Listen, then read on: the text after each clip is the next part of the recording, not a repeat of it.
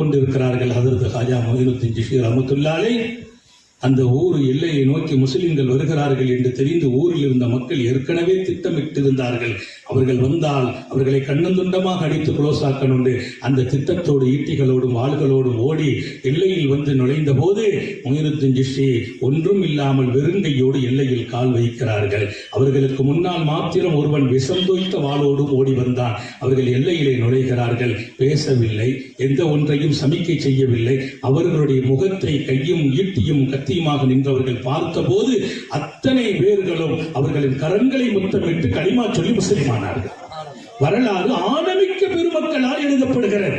இங்கே நான் ஒன்றை சொல்வேன், எந்த ஊரில் முஸ்லிம்கள் இருக்க வேண்டாம் என்றார்களோ, நுழைவதற்கு அனுமதி இல்லை என்றார்களோ, அந்த ஊர் மக்கள் இன்றைக்கு களிமாவுடையவர்களாக முஸ்லிம்களாக மாத்திரமல்ல, அல்லாமா மொய்னுத்தீன் சிஷ்தியின் சீடர்களாக மாறினார்.